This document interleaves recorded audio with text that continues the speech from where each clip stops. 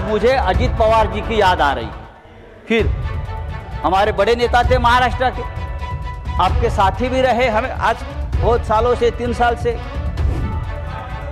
दुर्भाग्यपूर्ण तरीके से उनकी मौत हो गई। आज भी हम लोग सदमे में है कि ये कैसा हो गया।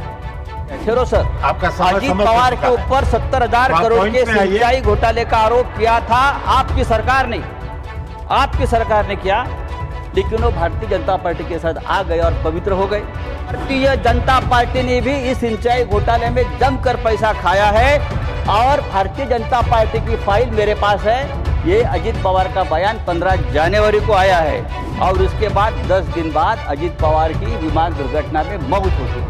अजित पवार वो फाइल हमेशा अपने साथ रखते थे।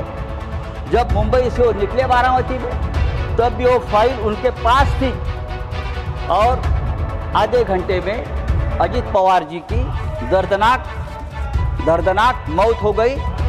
उसकी जांच होनी चाहिए।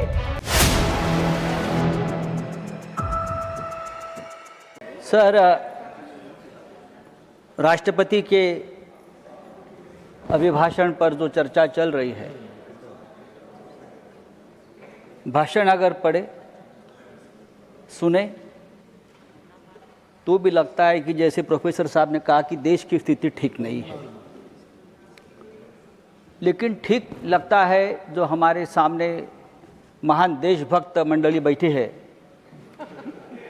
उनको लगता है कि सब कुछ ठीक है। राष्ट्रपति देश की संवैधानिक प्रमुख है, तो भाषण के हर पैरा में राष्ट्रपति जी कहते हैं कि मेरी सरकार, मेरी सरकार, मेरी सरकार। लेकिन जिनको ये मेरी सरकार कहते हैं, सरकार पाखंडी है। ये सरकार पाखंडी है, झूठी है और गैर जिम्मेदारी भी है। तो कहा ये ऐसी सरकार को राष्ट्रपति जी मेरी सरकार कहते हैं, तो संविधान के खिलाफ है। जो सरकार गैर संवैधानिक तरीके से बैठी है हर राज्य में। सर, इस देश में मैं यहाँ से सुन रहा था डेमोक्रेसी की बात करते, कहाँ डेमोक्रेसी देश में बची है? न जुडिशरी है, न सोशल जस्टिस है। हाई कोर्ट और सुप्रीम कोर्ट सरकार की कठपुतलियां बन गई है। कहाँ न्याय मिलता है? चुनाव आयोग जो देश का है वो भारतीय जनता पार्टी की प्राइवेट लिमिटेड कंपनी बन गई है। कहाँ न्याय मिलेगा आपको? सोनम वांगचुक कहाँ है? सोनम वांगचुक कहाँ है? आप देशभक्त है ना, आप मुझे बताइए सोनम वांगचुक का क्या हुआ? उनकी हालत क्या है? क्या वो जिंदा भी है? मुझे मालूम नहीं। कहाँ है वो? देखिए, उनका अपराध क्या है? उनका अपराध है कि हमारी जमीन चीन ने कब्जा कर ली है। ये बात उसने कह दी तो उसको देशद्रोही बताकर जेल में डाल दिया। क्या ये डेमोक्रेसी है? मुझे लगता है सर, ये डेमोक्रेसी की व्याख्या, डेफिनेशन नहीं है। राष्ट्रपति के भाषण में वही घिसी पिटी घोषणाएं हैं।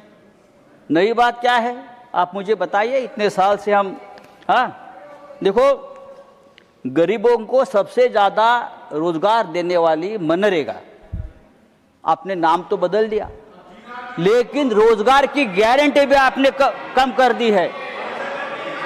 किसानों को रोजगार मिलता था, वो गारंटी आपने कम कर दी। हमारे मराठवाड़ा, महाराष्ट्र में मराठवाड़ा में 2025 में 3,000 किसानों ने आत्महत्या की है। 3,000। सर देखो, आप सुनने की आदत रखनी चाहिए। आप सत्ताधारी है, आपकी सरकार है, आपको हमारी बात सुनने की अगर आप आदत डालें तो डेमोक्रेसी और मजबूत हो जाएगी। सर, मैं और एक बात आपके सामने रखता हूँ। ये सरकार पूरी तरह से भ्रष्टाचारियों से घिरी है। पूरे देश भर के भ्रष्टाचारी एक साथ लाकर अपने सरकार बनाते हैं, सरकार तोड़ते हैं, सांसद को विधायक खरीद लेते हैं। हम चुनकर लाएंगे, आप रेडीमेड खरीद लेंगे। पहले नेताओं को हम बनाते थे, अब नेताओं को हम खरीद लेते हैं। यह आपकी डेमोक्रेसी है। सर, आज मुझे अजित पवार जी की याद आ रही है। फिर हमारे बड़े नेता थे महाराष्ट्र के, आपके साथी भी रहे, हमें आज बहुत सालों से, 3 साल से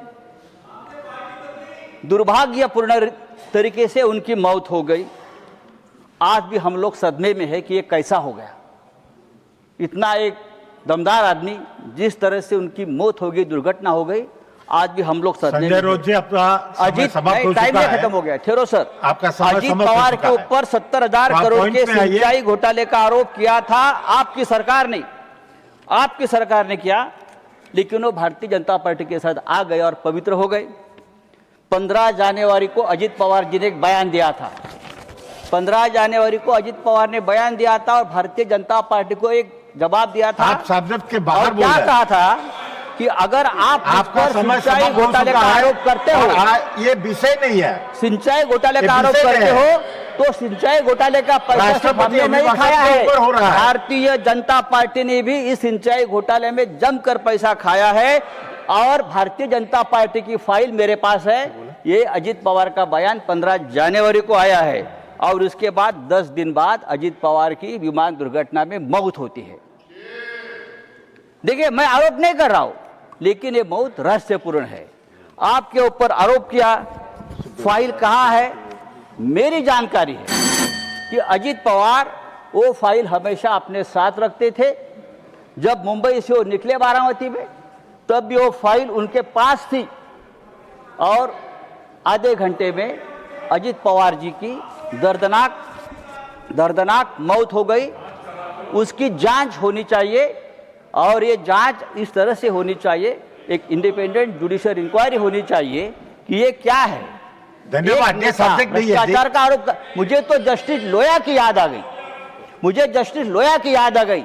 जब अजीत पवार का एक्सीडेंट मैंने देखा तो मुझे जस्टिस लोया की याद आ गई। क्या इस प्रकार का कोई हादसा तो नहीं होगा? देखिए, सुनने की आदत रखो, ये डेमोक्रेसी है, आप सुनने की आदत रखो।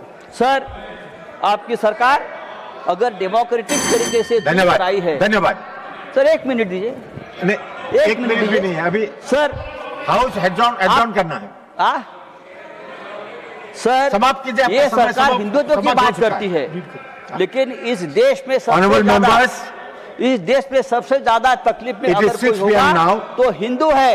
हिंदू में हिंदू गंदे पानी पीकर मरता है। लखनऊ में हिंदू कप सिर्फ पीकर मरता है और बांग्लादेश में हिंदू को मार दिया जाता है और देश के प्रधानमंत्री और देश की सरकार उसके ऊपर चुप बैठी है। सर, आदरणीय राष्ट्रपति जी ने अगर इस बात का जिक्र किया होता तो हम बहुत आपके स्वागत करता। धन्यवाद।